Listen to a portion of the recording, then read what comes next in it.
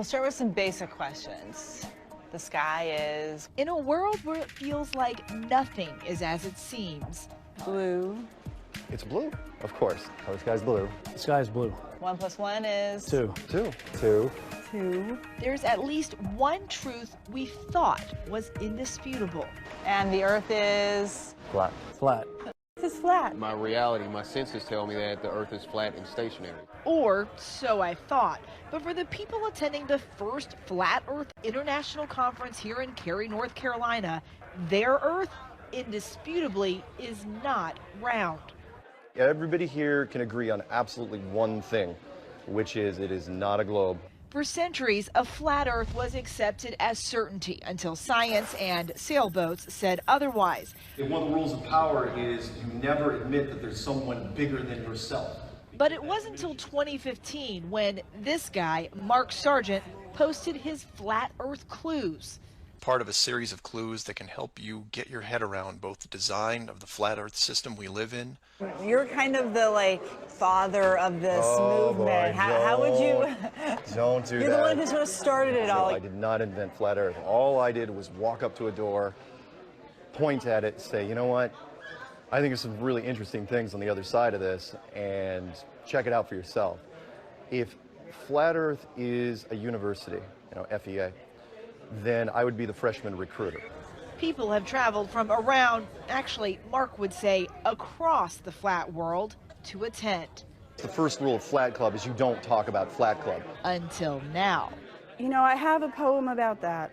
It's right here. Amy Nicholson wrote a book of poetry about her flat Earth journey. A few months flat and 7 months to rally. Kim Gurley came to the conference from Houston. I haven't really come out all the way yet. I'm still a little in the closet. The North Pole's in the middle. Lainey Innevale came from even farther.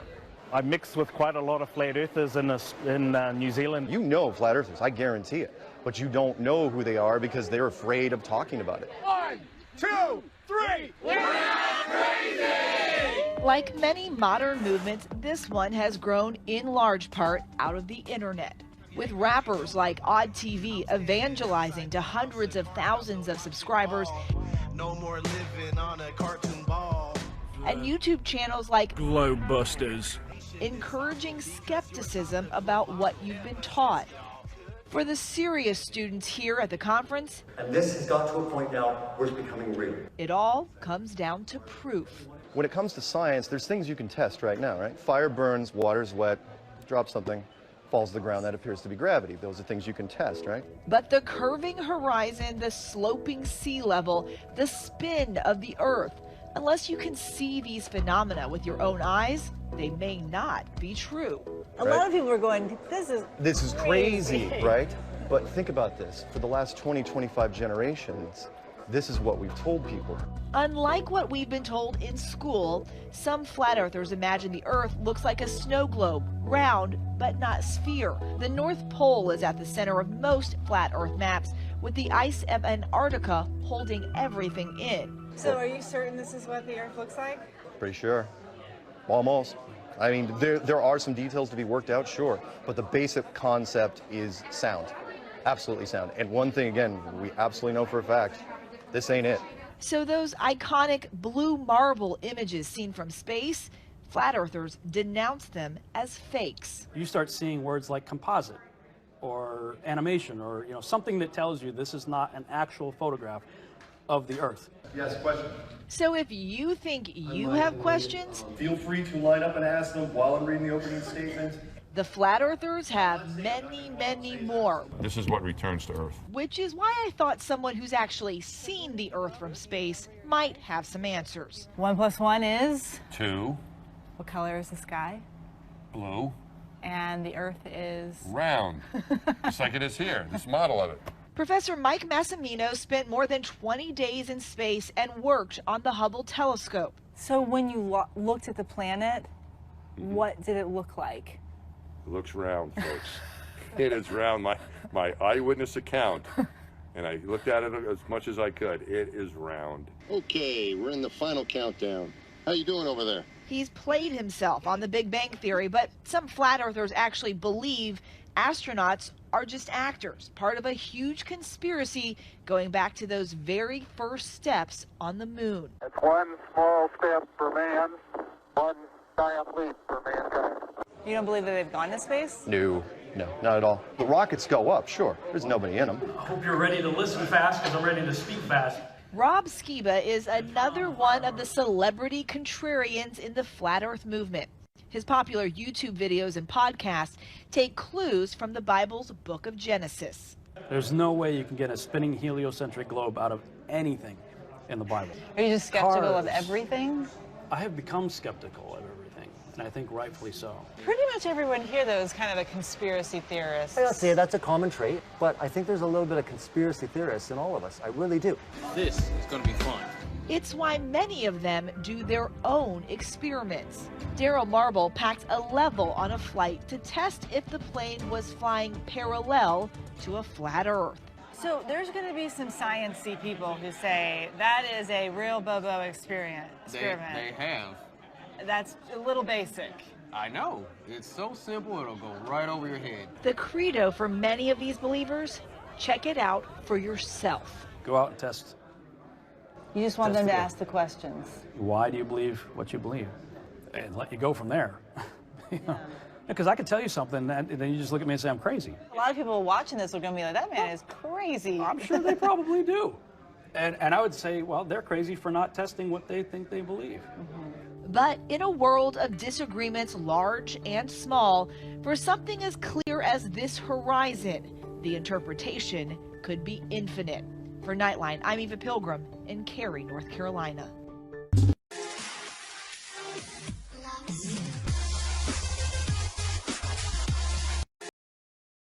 Exposing the Magic Johnson HIV, AIDS, Ebola hoax.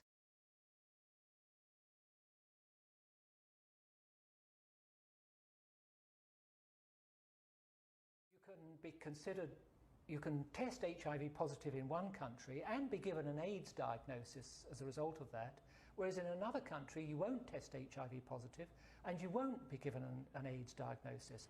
It's ludicrous that you can be positive in one country and not positive in another.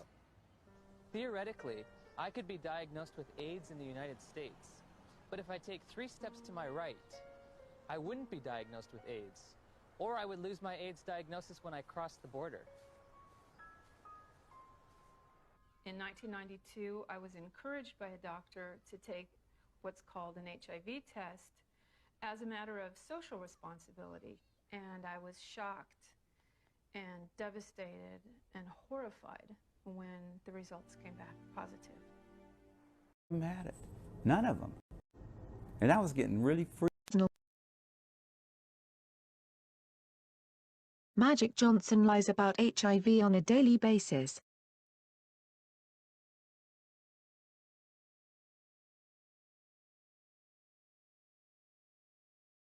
Go preview HIV hoax by Dr. Lawrence Cohen and Brett Salisbury CSNC3 to see all the lies.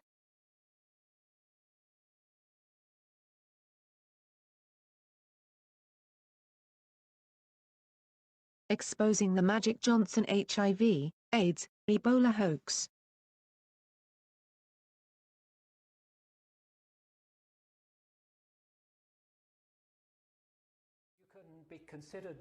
You can test HIV positive in one country and be given an AIDS diagnosis as a result of that, whereas in another country you won't test HIV positive and you won't be given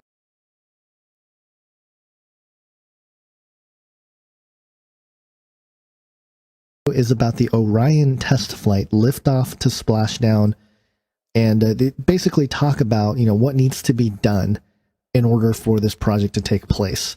And so NASA engineer Kelly Smith is on there, he's explaining stuff, but he says something really interesting. So let's check this out. As we get further away from Earth, we'll pass through the Van Allen belts, an area of dangerous radiation.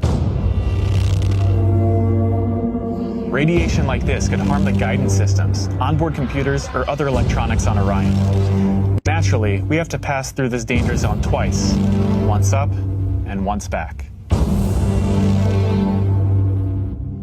But Orion has protection. Shielding will be put to the test as the vehicle cuts through the waves of radiation. Sensors aboard will record radiation levels for scientists to study. We must solve these challenges before we send people through this region of space. Wait a minute. We must solve this issue before sending people through this space? What happened during the moon missions? Didn't they go through the Van Allen belt as well? So, I don't know. Just wanted to point out this discrepancy where in this video, this guy is talking about how the equipment can fail and the navigation can fail and we're going to have to figure this out before we put people through it. Well, what's to figure out? Didn't you guys figure that out like 50 years ago or something? Just very strange that they would say that. Did they spill the beans? Maybe. Well, if you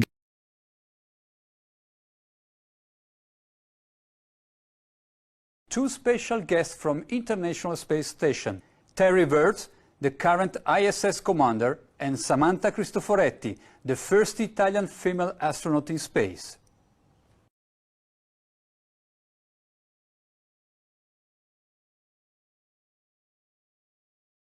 Hi Terry, buongiorno Samantha. Thank you very much for joining us on Euronews. I would like to start by asking how you feel about the other 3 crew members returning to Earth. As the next crew will arrive at the end of March, do you feel a bit lonely up there in space?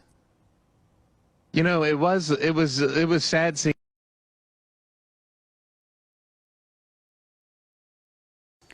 And what comes after the International Space Station once its mission is over? How do we ensure the presence of humans in space? Well, that's a great question. The plan that NASA has is to build a rocket called SLS, which is a heavy lift rocket. It's something that is much bigger than what we have today, and it will be able to launch the Orion capsule with humans on board, as well as landers or other components to destinations beyond Earth orbit. Right now, we only can fly in Earth orbit. That's the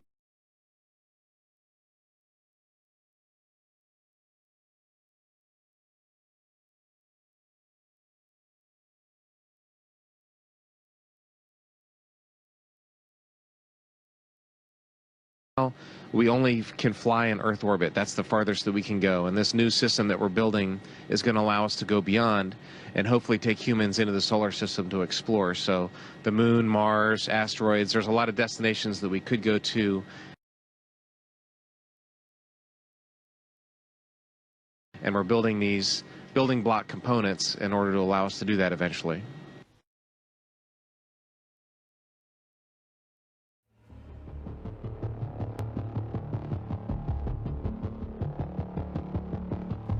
Orion is getting ready to launch.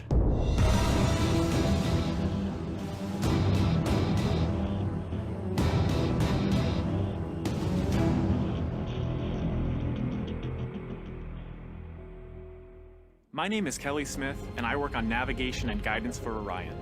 Orion is NASA's next-generation spacecraft. Built with versatility in mind, it can take astronauts deeper into space than we've ever gone before, to an asteroid, or even onto Mars. For these missions, Orion has to be one tough spacecraft, withstanding high speeds, searing temperatures, and extreme radiation. Before we can send astronauts into space on Orion, we have to test all of its systems. And there's only one way to know if we got it right. No astronauts will be aboard. The spacecraft is loaded with sensors to record and measure all aspects of the flight in every detail. It all begins with launch, aboard a Delta IV Heavy. As the spacecraft and the upper stage begin their first lap around Earth, Mission Control in Houston is monitoring the progress of the flight. Orion's over 100 miles up and going about 17,000 miles per hour. Just as it passes over the Indian Ocean, we lose communication. As we get further away from Earth, we'll pass through the Van Allen belts, an area of dangerous radiation.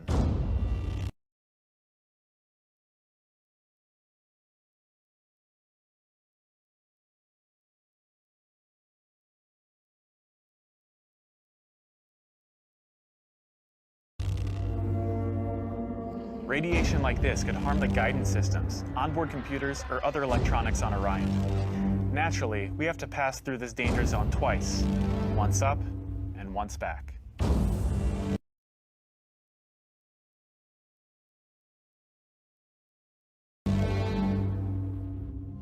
But Orion has protection.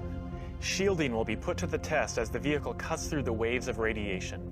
Sensors aboard will record radiation levels for scientists to study. We must solve these challenges before we send people through this region of space.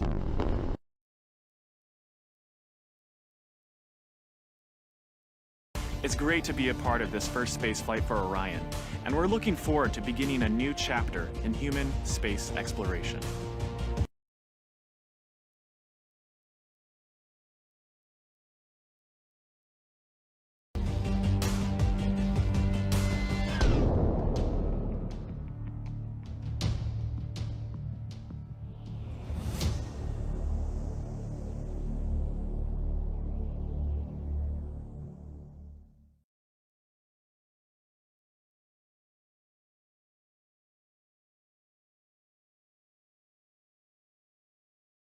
This is a group of social criminals. These people in the space program. Nassholes, I call them.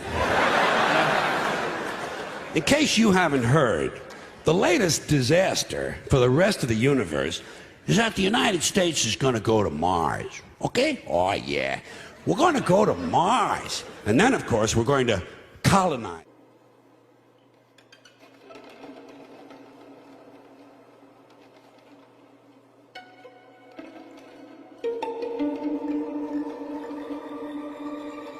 Question number two. Wait, but you gotta know, let me just so you understand. We've been fed a lie our entire, I want to call it a lie. We've been fed. It's a point of view thing, I think. Earth has been misrepresented to us by geologists. Because the globes that you buy, that you rub your fingers over and you feel the Himalayas and you feel the Rocky Mountains. No.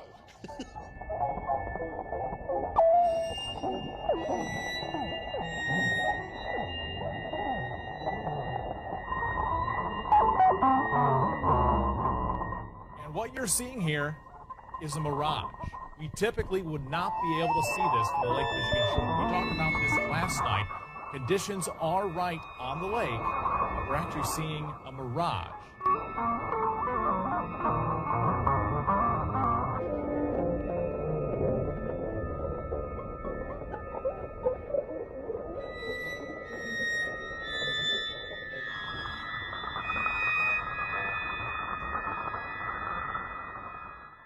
Let's look at an example of such craziness that it actually almost single-handedly got me a full belief in the flat Earth.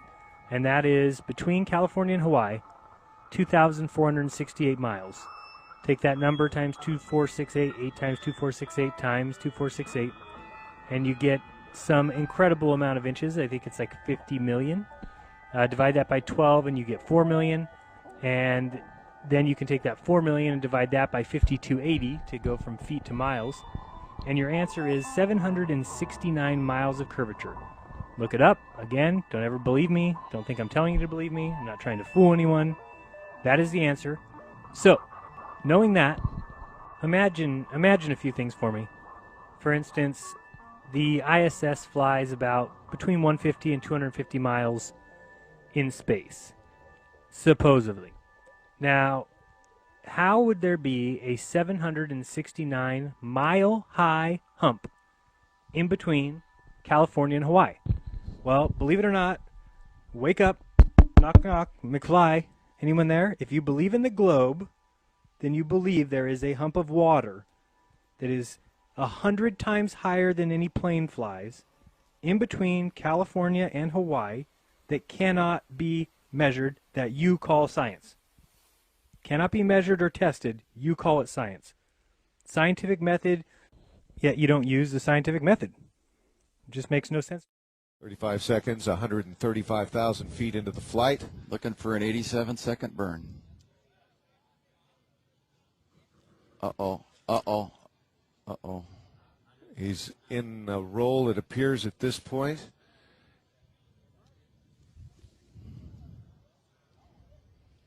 Does not appear to be a scripted maneuver. Shut down. Come on, Mike. We have shut down main engines to Spaceship One.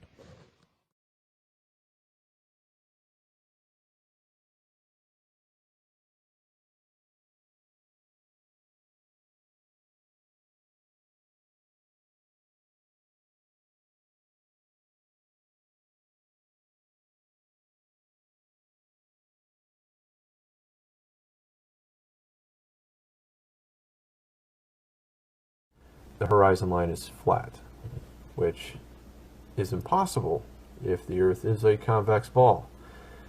So this kind of bothers me. It really intrigues me, seeing I have a science background. I have a bachelor's of science in mechanical engineering and have always been intrigued by science. Read many books on evolution and creationism and all these different topics. And with mechanical engineering, you do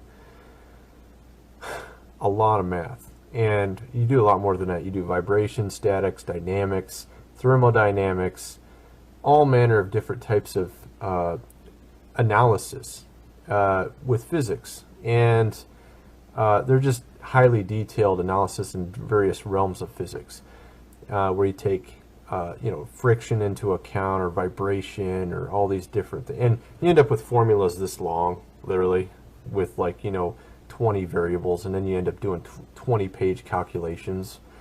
I even had one that was like 40 pages long calculation. Yeah, so you actually do mathematical problems that could take 40 pages to solve. You remember when you were in school and you did like this long of a calculation? So that's the kind of background I had when I was in college. And this really bothers me. See, a lot of people, they just drink the Kool-Aid, they just believe whatever they're told. But the concern I have here is, why is the horizon line always flat? That should really...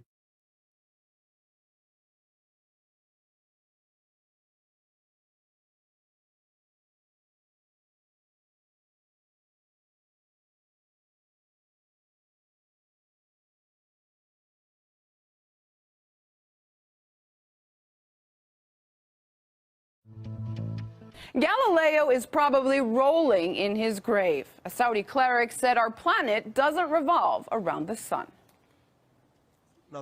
Let's say we go to Sharjah Airport to travel to China by plane. Understand? Now focus. This is the Earth. Say it rotates and we leave the airport. The Earth is rotating, right? So if you say the plane stops still in the air, wouldn't China be coming towards it? Yes or no? If the Earth rotates in the other direction, the plane will not be able to reach China because China is also rotating as the plane rotates. Get it? The Earth doesn't revolve around the sun, or planes would never get to their destinations. Some Saudi cup of water physics. Well, the man's theory is quite popular, at least online. It's an instant viral tweet subject trend on Twitter. Some say the Saudis finally got it right after all the years of what we learned in school. This user looking forward to the cleric's...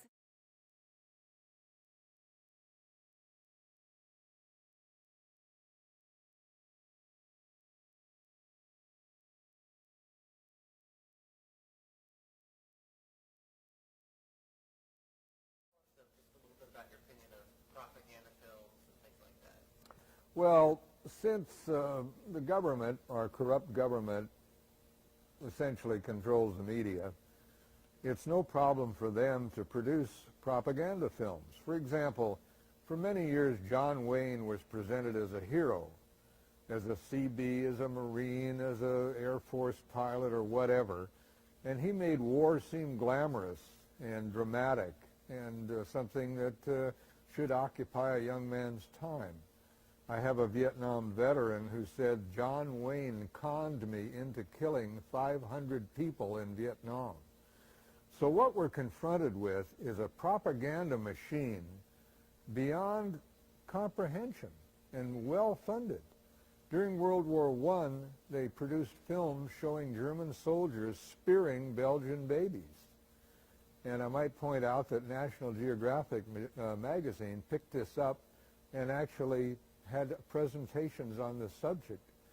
And interestingly, National Geographic was one of the prime media to present photographs of astronauts cavorting on the moon. So to summarize, what American citizens are confronted with is this enormous propaganda machine. For example, the U.S. Air Force has the largest movie studios and more equipment in San Bernardino than any studio in Hollywood. Above all, we were struck by his humility. You sometimes seem uncomfortable with your celebrity, that you'd rather not have all of this attention. No, I just don't deserve it. But look, how many people have walked on the moon? 12? I got a question for me. There's one thing I want to know. There's one thing I want to know since the day you agreed to come. And as I mentioned to you, we live on a house, top of a hill, and we get so many great views of the sky at night. And here's the question that's just been, every time I go home and I see the moon, this is the question I've been wanting to ask you. It's a crystal clear November evening, little nip in the air. It's just as clear as can be. And you're driving home, and you get out of your car, and you look up. Like that. And you see this image like this, okay? What comes to your mind? What jumps to your mind?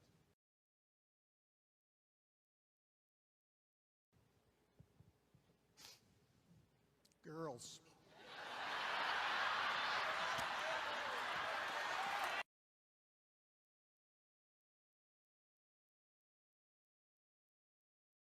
Four, 3, 2, 1, fire.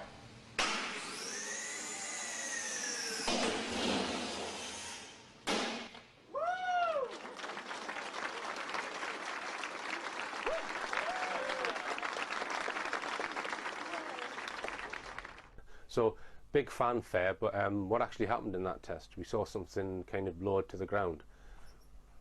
Now, I've worked on systems which lower nuclear weapons into Trident submarines, right? And when we're testing that type of equipment, they're operating within, let's say, certain acceleration parameters and velocities. So you don't know that the thing's passed the test until you've got your test data back. Because what we used to do when I was at the Faslane nuclear base, we put a 125-ton bag of water on the end of a crane and we drop it and then see if the braking system worked, and the accelerations will be measured, and then you wouldn't know until afterwards it's passed the test. You certainly wouldn't stand there clapping your hands. So it just, I don't buy it, you know. It's right. I mean, if you watch that video, which I think is the test of this so-called sky crane drop mechanism from which was allegedly used in the landing of the Curiosity rover. Yeah, I mean, it's like, oh, you know, it's like they've set up this.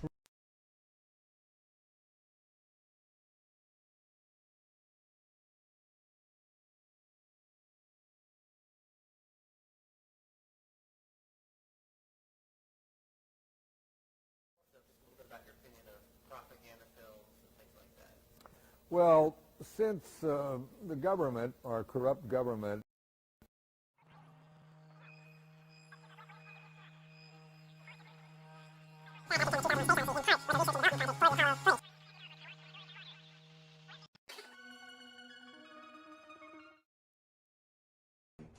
Man, this is great. I'm going to put this on the internet. Oh, Amen. God bless you, Amen. brother. Because that's exactly what the Shriners and Masons teach, is that Lucifer is light.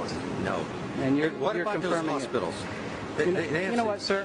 Jesus said, many will say to me on that day, Lord, Lord, we did not do these good deeds in your name. And you'll say, away from me, you workers of iniquity. I never knew you.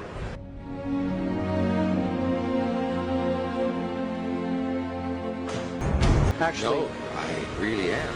You are. Because I'm pure and virtuous. You're pure and virtuous, okay. Yeah. In other words, you're perfect without Jesus, right? No.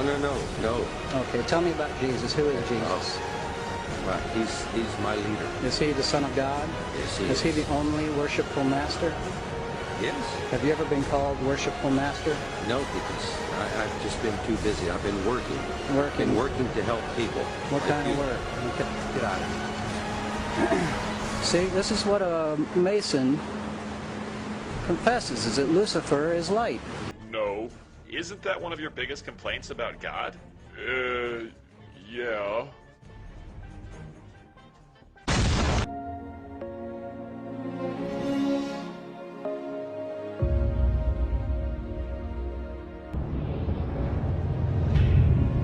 I came to tell you, something is coming. Who's been telling you this?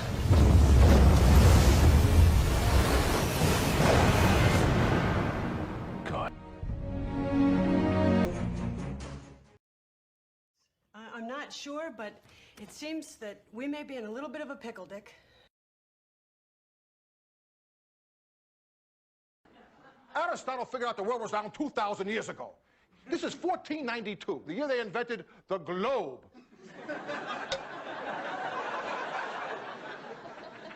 So this world is round story is 100% bullshit. It's total fiction. Yet how did our grandparents learn this? We learn this? Our grandchildren are probably going to learn this. How come? Because history is pop culture.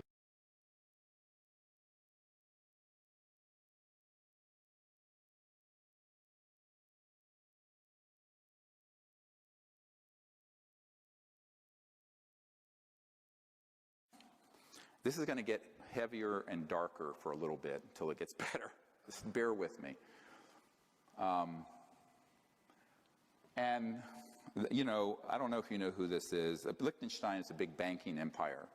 And kind of they funded a lot of Adolf Hitler's work. And the crown prince is their king.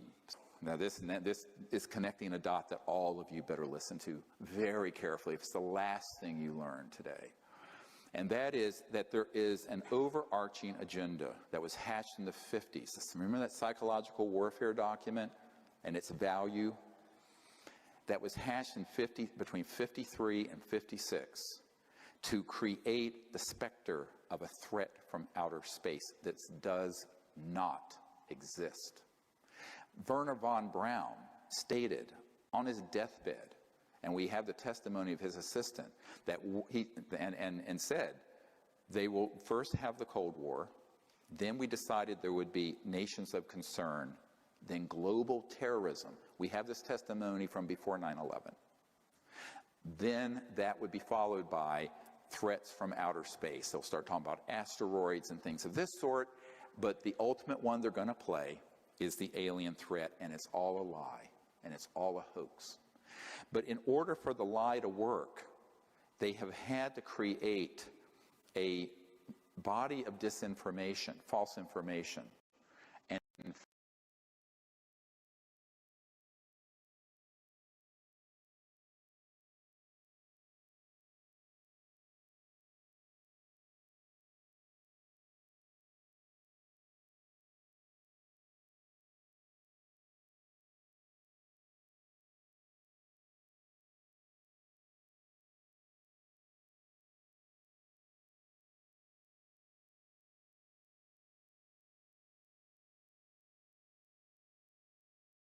I really used to be into UFOs, but the more you look into UFOs, it looks like, and that's another conspiracy theory on its own. It looks like the government used I had a guy that was UFOs going as to a give distraction. me the full NASA deal, and when he came to the meeting, he couldn't do it. I knew this guy well, and then the next time he was going to meet with me, his heart blew up.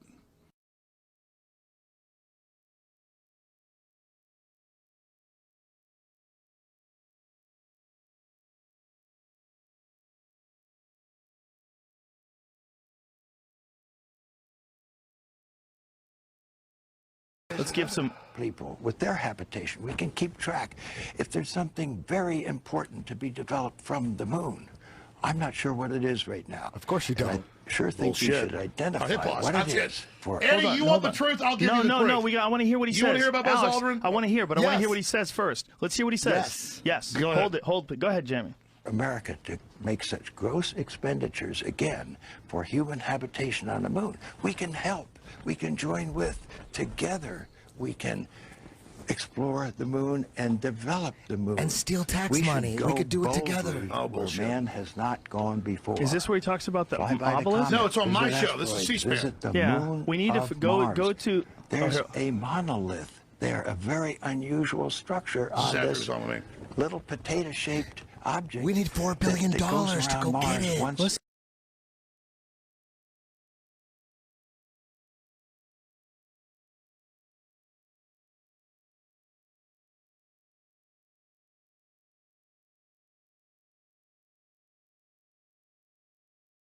in 7 hours. When people find out about that, they're going to say, who put that there? Who put that there? Well, the universe put it there. If you choose, God put it there. That's like a, come on. That guy wants $4 billion. I didn't even know he'd gone on another show. That's before that's after me. Oh, my God. So that's the monolith, that thing that you're looking at? Wow, that's weird. I don't believe that shit for a second. Okay. The elite are all about transcendence and living forever and the secrets of the universe, and they want to know all this. Some are good, some are bad, some are a mix. But the good ones don't ever want to organize. The bad ones tend to want to organize because they lust after power. Powerful consciousnesses don't want to dominate other people. They want to empower them, so they don't tend to get together until things are really late in the game. Then they come together. Evil's always defeated because good is so much stronger. And we're on this planet, and Einstein's physics showed it, Max Planck's physics showed it, all. There's at least 12 dimensions. And now that's why all the top scientists and billionaires are coming out saying it's a false hologram. It is artificial. The computers are scanning it and finding tension points where it's artificially projected and gravity's bleeding in to this universe.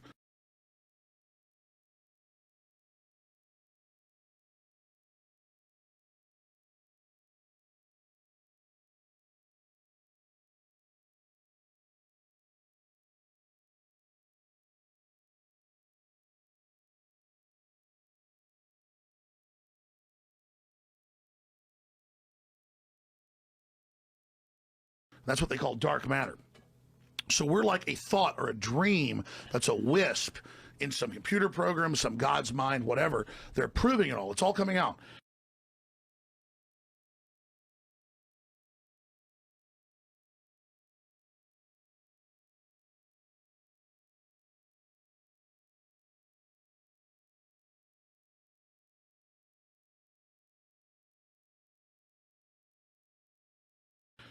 Now, there's like this sub-transmission zone below the third dimension that's just turned over to the most horrible things is what it resonates to. And it's trying to get up into the third dimension that's just a basic level consciousness to launch into the next levels. And our species is already way up in the fifth, sixth dimension, consciously, our best people.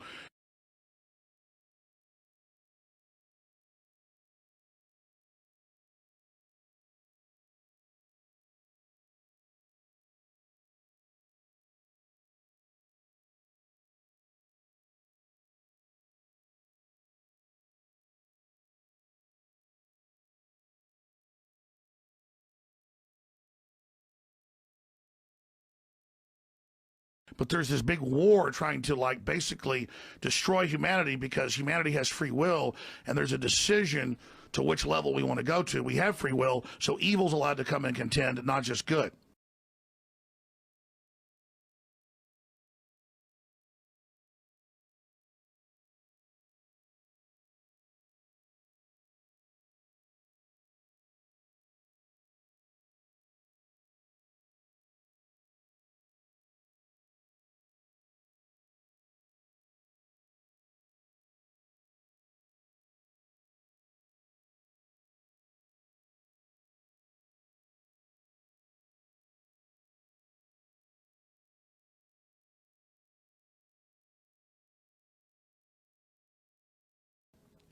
And the elites themselves believe they're racing using human technology to try to take our best minds and build some type of breakaway civilization where they're going to merge with machines, transcend, and break away from the failed species that is man.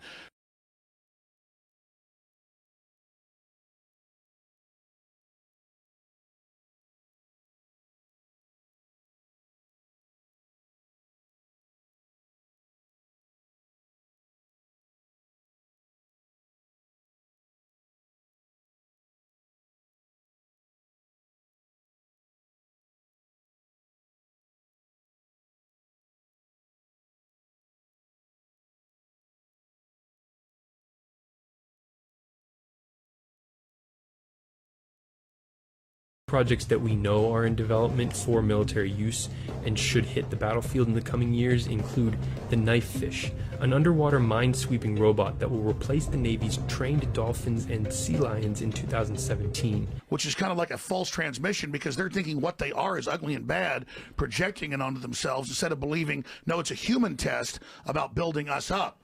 And so Google was set up 18, 19 years ago. I knew about this before it was declassified. I'm just saying I have good sources.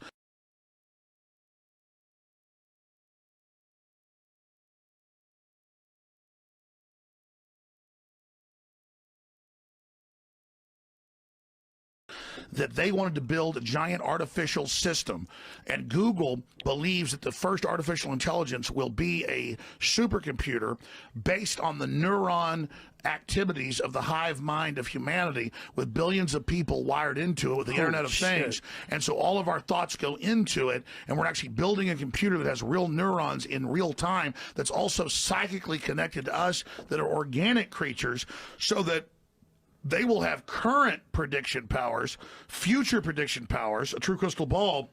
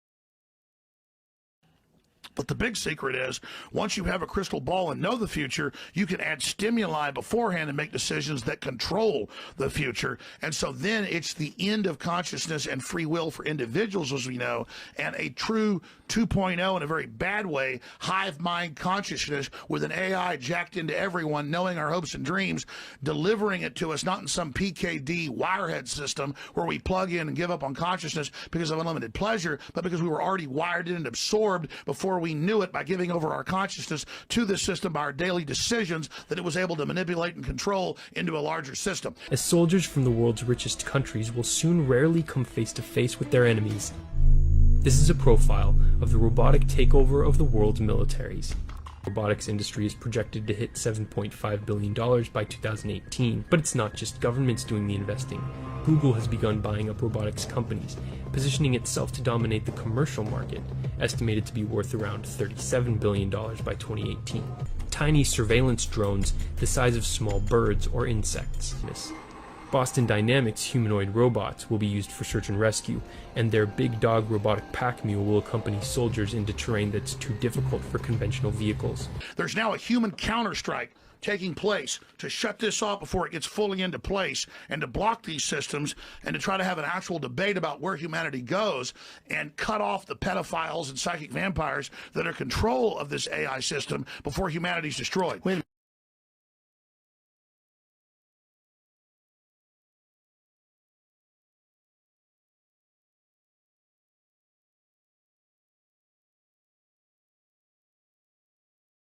Humanity is only in control of AI. How'd the pedophiles get in control of AI? The pedophiles at a whatever level, the devil, whatever you want to call it, this interdimensional thing that gives them advanced off-world technology, the fallen one that's not of this world, is giving them advanced knowledge on how to construct these systems that have already been used before on other populations. What? Is that Satan? But what are you talking about?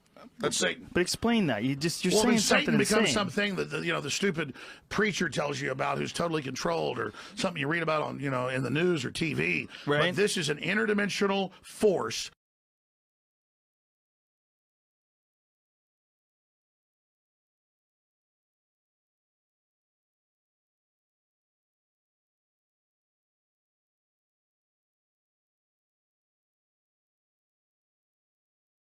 instead of dragging this out to some nefarious end, isn't it entirely possible that all these futurists, all these technological innovators, they all see the same end game? That there's going to be some sort of a complete integration between people and artificial intelligence. Historically, everybody saw this coming. Right. And so this big all the futurists, all the people that study the future. Before silicon chips were created.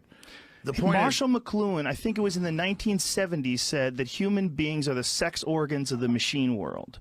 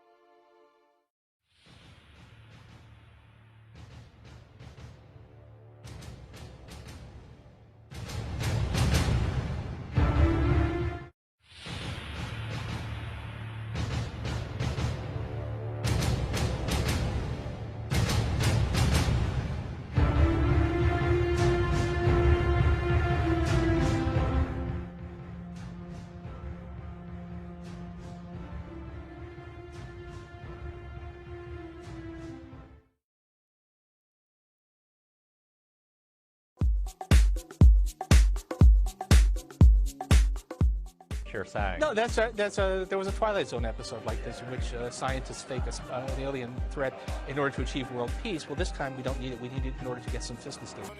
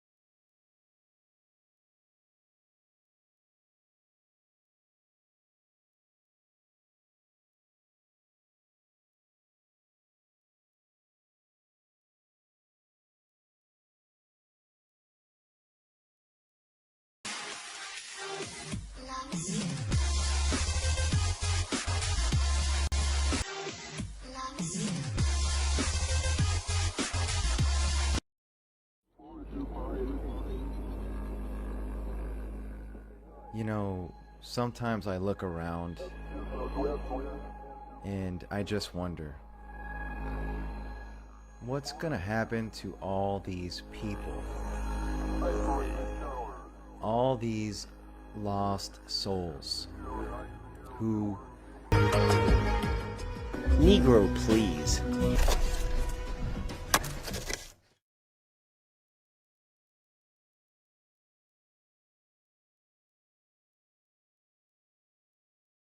My name is Gerald Schroeder. I have a, thank God, a strong science background from MIT, Massachusetts Institute of Technology, bachelor's, master's, PhD, 7 years in the physics staff. The question's really a non-starter. Science has, in fact, discovered God. And you can talk to the hardline atheists, and they will say, it looks like science has indeed discovered God.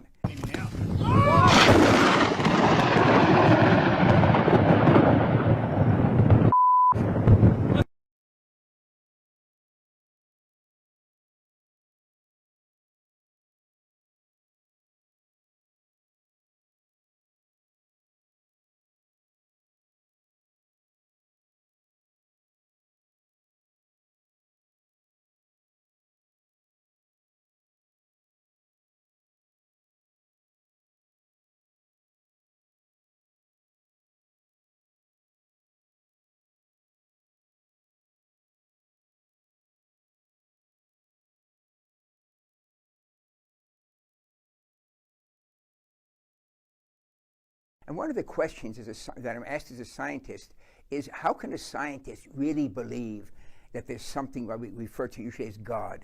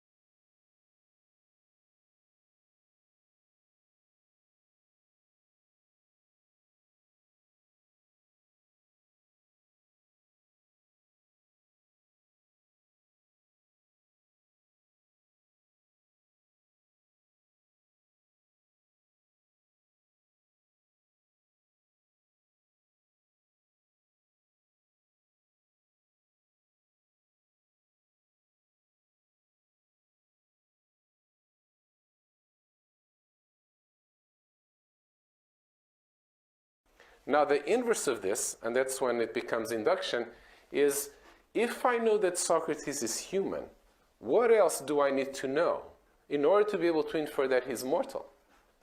And of course, what I need to know is that humans are mortal. And so in this way, I have just induced a new general rule that humans are mortal. Of course, in general, I wouldn't just do it from Socrates. I would do it from Socrates and, and a bunch of other people. But that's the general way that this works. Okay? And then once I've induced rules like this, I can now combine them in all sorts of different ways to answer questions that I may never even have thought of. And this kind of flexibility and compositionality is actually something that of all the 5 tribes, only the symbolists have.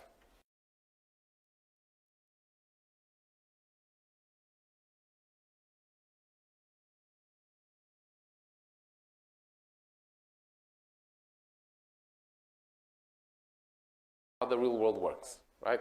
You have to do things more like human beings do. And of course, the way human beings do things is with their brains, so let's figure out, how brains work, at least enough that we can take inspiration from them and build algorithms based on that. So this is what the connectionists do. The most prominent connectionist is Jeff Hinton.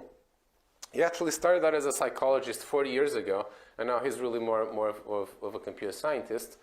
And he's been incredibly determined in his goal of understanding how the brain learns.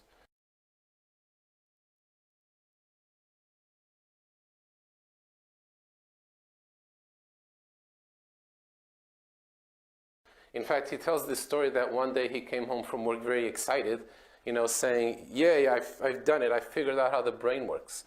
And his daughter replied, "Oh, Dad, not again." And, and he's the first one to say that he's had some successes and failures, but I think the bottom line is that these days, for example, he's one of the co-inventors, of course, of backpropagation. The successes far outweigh the failures, right? So definitely the sort of like long-term research agenda has already given a lot of fruits, and it's going to give more, right?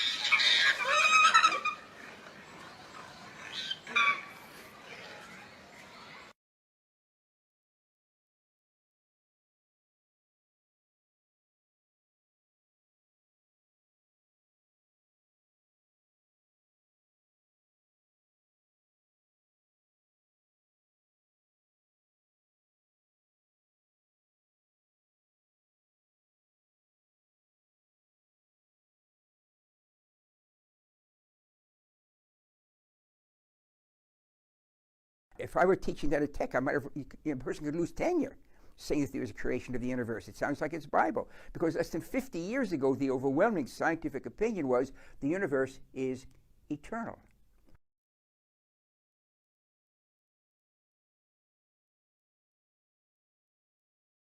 George Gamow, 60 years ago, predicted that if there had been a universe created hot and small, it would have exploded, and the energy would get more and more dilute. And Penzias and Wilson, these Arnold Penzias and Robert Wilson, discover this energy that had been predicted overnight.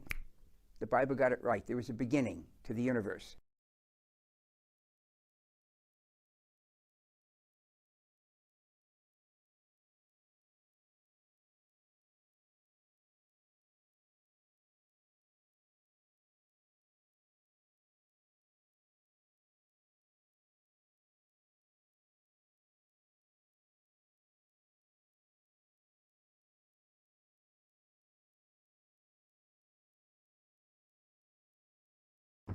Get that big anvil strike last night. I wasn't even out.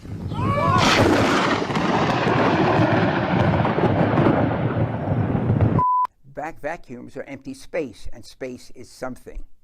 The black of the paper around the diagram is nothing. It doesn't fit in our human brain because humans think in a box made of time, space, and matter/energy. No human, as clever as they might be, as expansive as they might be, thinks out of that box.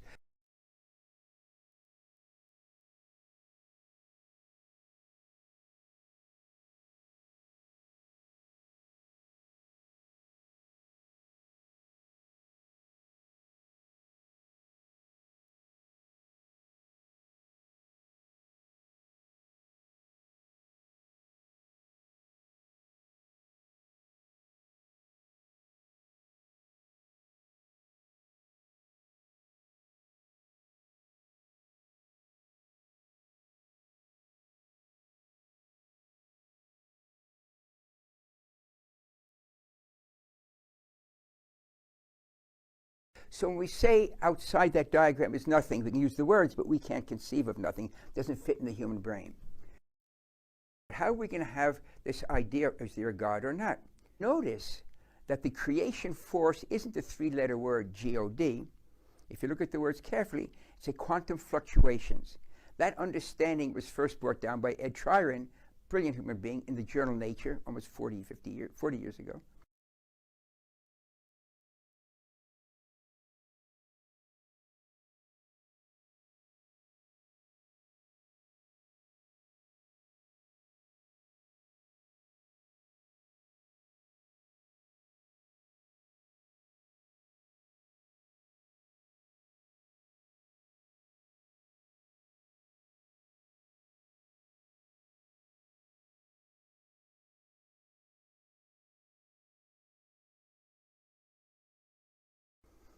The universe allows creation of something from nothing, provided you have the laws of nature, the quantum fluctuation.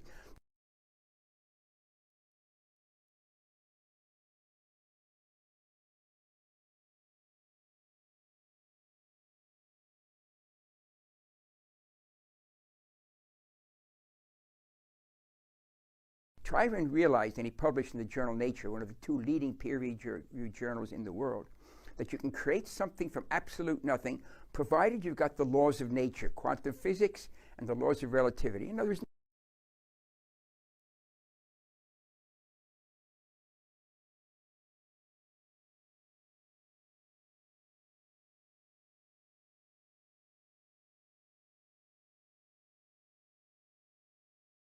so look what science has discovered. We can create the universe from absolute nothing.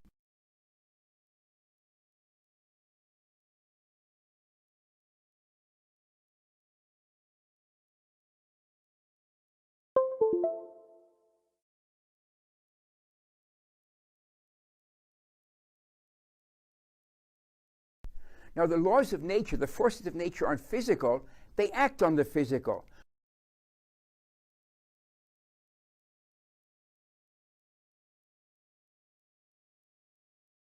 So if they create the universe, that means they predate the universe.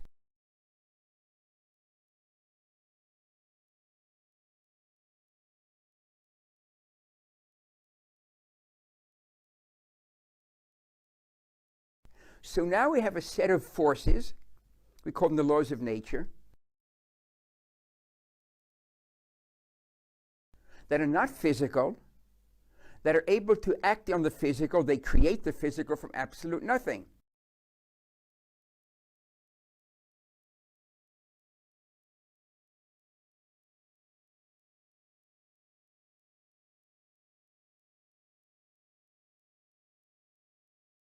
And they predate the universe, which means they predate our understanding of time.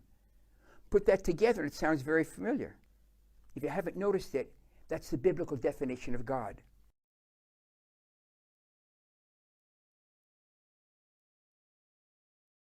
There's only one nuance that's left hanging. We can talk about it another time, perhaps. Is that which created the universe, those forces active in the universe. But up to that point, science says you are correct. The definition of the biblical God is predates time, outside of time.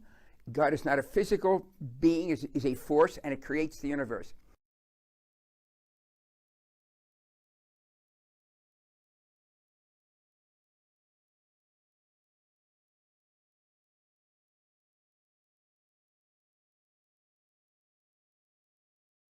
You'll notice that the opening chapter of Genesis, the only name for God is Elohim, God as manifest in the universe. Science has indeed discovered the biblical God. Well, we just need one part left, crucial. That which created the universe is also active in the universe itself. The very fact that you're watching this now pretty much establishes that point.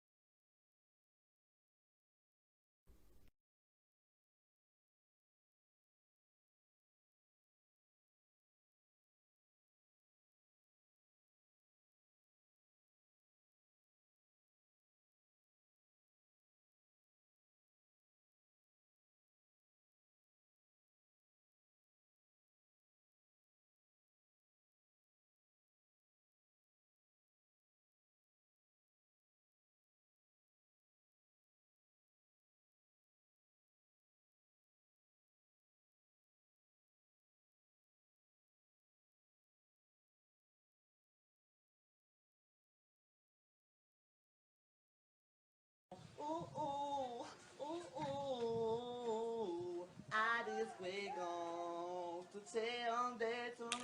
Aye!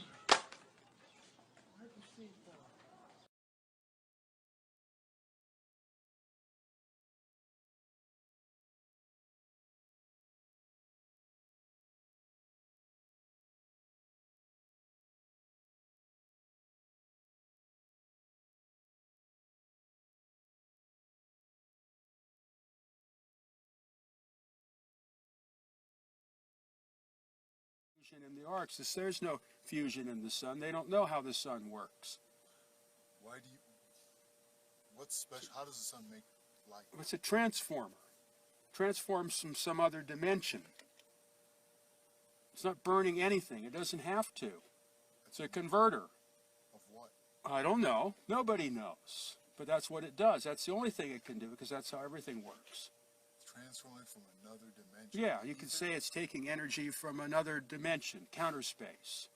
There's no energy, actually. You can't. Most of it you can't even measure in outer space or see. You can't see. No, you can't see the sun in free space.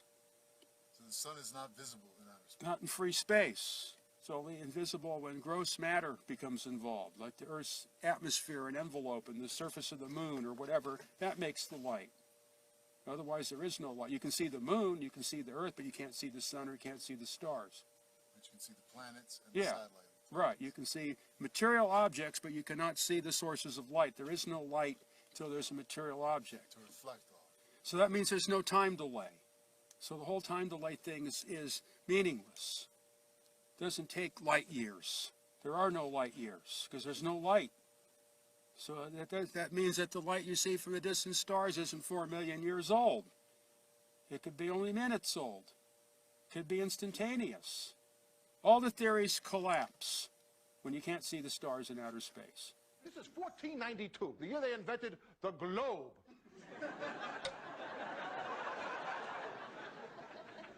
So this world is round story is 100% bullshit. Humans, for the most part, don't have a clue. They don't want one or need one either. They're happy. They think they have a good bead on things. Well, why the big secret? People are smart. They can handle it. A person is smart. People are dumb, panicky, dangerous animals, and you know it. 1,500 years ago, everybody knew the Earth was the center of the universe. 500 years ago, everybody knew the Earth was flat. And 15 minutes ago, you knew that people were alone on this planet. Imagine what you'll know tomorrow. Mr. Cat. It's funny, back in the 60s when they went to the moon, this is the first time we actually had like an instrument of flight to actually go high enough to actually fucking check out if what we agreed to 500 years ago was real. So if they were wrong after 500 years, the question is, would they tell you? University institutions, physics, the Royal Society in London, that supports NASA, Newtonian physics, why objects move on a ball spinning 1,000 miles an hour while it's going 26,000 miles around the sun. It's basically the model we accepted right now. I don't feel it's spinning 1,000 miles an hour right now. Oh, that's because of gravity. Oh yeah, gravity? What's that? That's the thing you can't feel. Oh yeah, can you prove that in an equation? Yeah, I can prove that in an equation. It took Newton like a book, 3 times thicker than the Bible, and he still couldn't finish his equation on how to prove gravity. He would try to prove gravity when you read Newton's book of Principia through like Stephen Hawking, or if you even find the original book, he would prove by saying that everything started with the word if. If you fucking take Newton's book of like if the Earth is a ball and objects are being thrown this way, blah blah blah, you know, that means that we're spinning at this amount of velocity and you can't feel it, and why the objects don't go flying off into the universe is because of gravity, because of a vacuum system of air pressure. I mean, he went into hyperbole, into ifs. I mean, if you were to highlight every time the word if came up. Those who maintain that the Earth is a globe that spins suggest that people standing at the equator are being whirled around at approximately 1,000 miles an hour. They further maintain that the Earth is spinning around the Sun at a speed of 67,000 miles per hour, and that our Sun is supposedly racing around the center of our galaxy at some 600,000 miles per hour. And yet, you and I both know that on many days it's possible to stand outside without a single hair being messed up by the breeze. You put your hand outside a window of a car, which is going even at 80 kilometers per hour. A terrific wind goes blasting by and pushes your hand back. Imagine putting your hand outside the window of a car that's going 1,600 kilometers per hour. You just take your hand right off. I mean, it's proof right there. This is an official NASA photo of the first Apollo 11 lunar module landing on the moon. I mean, it's right there. This is proof, man. It's the picture's right there. It's landing on the moon. But the only problem I have with this picture is that it's taken from the moon. I don't know what the big deal was with being the first guy on the moon. It seems the camera crew was already there. The fucking tripod. Camera A, B, C. You know, back in the 60s, I mean, I know people who believe they saw the landing on the moon because they heard it on the radio. Don't get in here, they're on the moon, I can hear the dust. My God, I can hear him walk. He's walking slow. There's zero gravity up there. Jesus, they're on there now. They're on there now. I could just see a guy in a sound studio just taking fucking like a bag of salt. Patience for anyone who denies that this challenge is real. We don't have time for a meeting of the Flat Earth Society.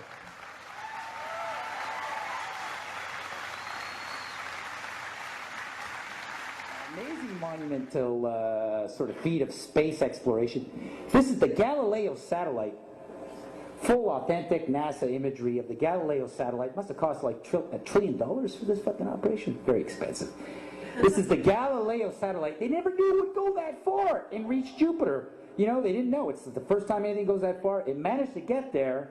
There's Jupiter. There's one of its moons. I mean, it's clearly lining up to take some really good photos of Jupiter. Immediately followed by a camera satellite.